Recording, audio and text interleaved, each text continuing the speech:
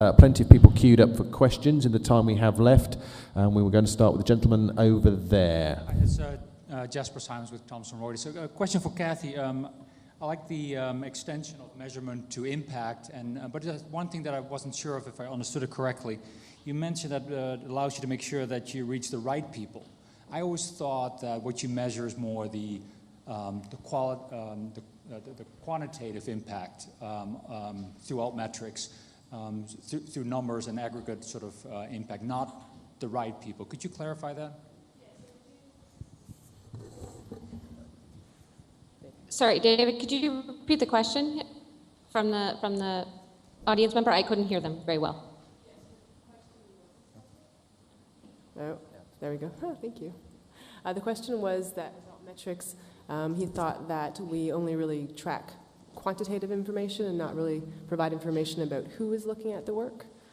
So we actually track the people in a number of different ways. So one is that we use information from our friends at Mendeley and pull in sort of which type of researchers are looking at it, so where they're located and also what their areas of specialty are, and also kind of where they are in their research development, if they're sort of PhD. Sorry, I can't hear the questions coming through. The signal is cutting up. I wonder if someone else...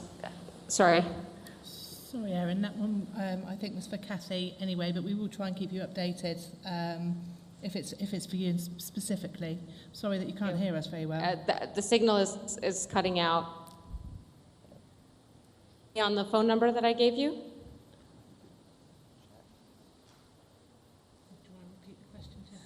Do you want to repeat the question to Kathy at the podium?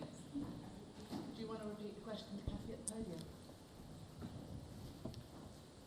Jasper, do you want to come up to the podium and ask the question? That's going to be the... Save me translating it. Erin, we're going to come You're going to get your steps, to Jasper. the laptop. Fruit snacks, by the way. I thought it was a great idea. Erin? Yes, I'm here. Yeah, this is Jasper Simons. I'm with Thomson Reuters, and in the audience I have a quick question for Kathy. And I wondered because... Sorry, I can't hear. The signal is really cutting. I'm sorry. It may be my connection. I'm not sure. Let's go to the phone.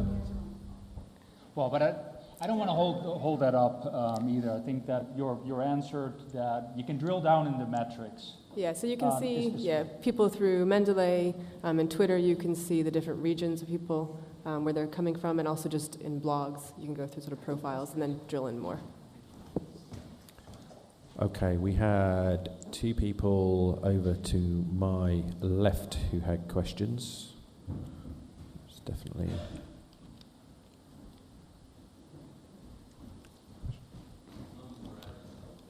Okay.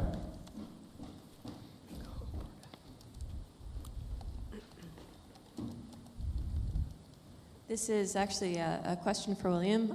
I'm Heather Flanagan from the RFC series. And I like and I don't like how Mendeley and other things assist in filtering to find articles of interest to an individual based on their profile. Because I was thinking about the different reports about the dangers of only being presented with one view of information, one side of the story, one lens to perceive your particular topic of interest, because there's so much innovation that happens at that edge of debate of things that you don't agree with or things that you might not see through your profile. Do you have any thoughts on that?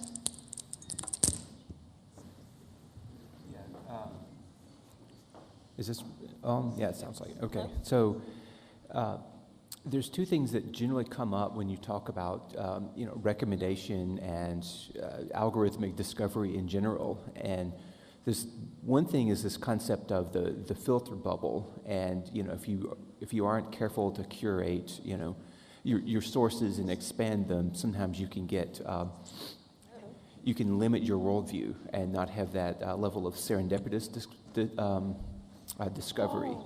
And so what we've really tried to do with our algorithm is to blend in a mixture of social discovery plus content-based discovery systems, so that you can get recommendations from a number of sources, not just necessarily the people you follow kind of model, but a blend of content plus social filtering.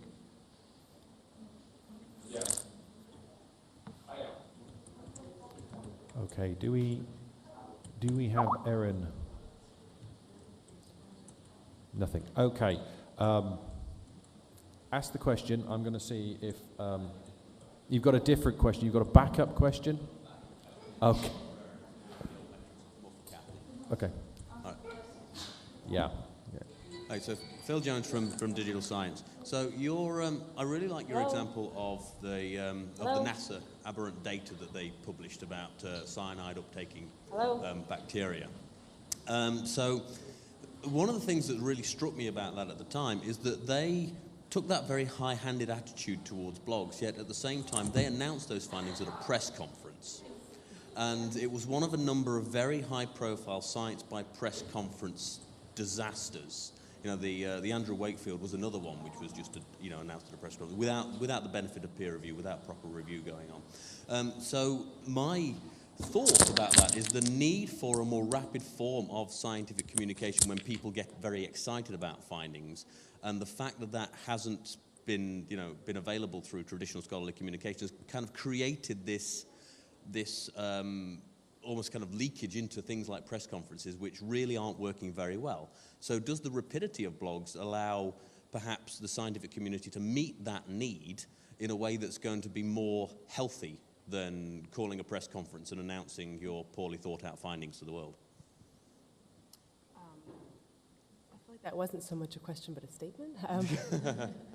I do think that the blogs does provide the opportunity for people to communicate in a sort of rapid, faster way, and also in a collaborative way. We're seeing it. Poor Erin. We're seeing that a lot, and I think things like Altmetric kind of can highlight that and really show how that can work to the advantage of sort of research in general.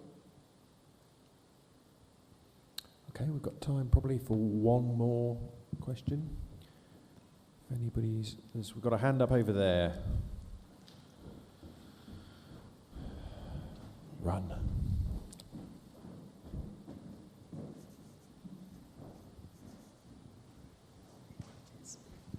Hi, Richard Wynn, Ares Systems. I was focusing on the Mendeley slide that showed just authors and readers blissfully connected with each other. And it sort of reminded me that I think we're forgetting about other stakeholders. It's very easy to see this as just authors and readers, but there are funders, there are academic institutions that employ some of our speakers today. What about their interests? What about their needs? Yeah, I quite deliberately left everything but readers and authors off the chart to make the point that the reason that we, there's nothing intrinsic in the system now that means our current delivery systems have to be the way that things work. There are certainly, funders that fund the creation of these works, and I very much do think that a role for publishers is really at both ends of that, and to mediate to help the readers find the content that's of interest to them by engaging with their audiences and learning what they're interested in. And at the other end, on the author side, obviously, there's a lot they can do to help those authors build that connection with their audience, find the right audiences, as well as all the the standard host of things that scholarly publishing does. And I didn't go into preservation or certification or many of the other roles that the scholarly communications realm has, but simply to make the point that if we want those things, and we don't want it to be a direct, internet to reader kind of thing, which is technically possible, then we really need to put effort into making our systems serve the readers and the authors best, so that and as opposed to putting up blocks and restrictions, because we talk a lot about incentives and altmetrics and so on and so forth, but really there's no greater incentive than appealing to someone's laziness. the fastest, lowest friction route is often what happens. So it really puts a lot of the focus on us as providers of those channels to make sure that they are as frictionless as possible. Okay, thank you. Please join with me in applauding our excellent speakers, including Erin over in Europe. So Cedric, William, Kathy, and Erin. Thank you.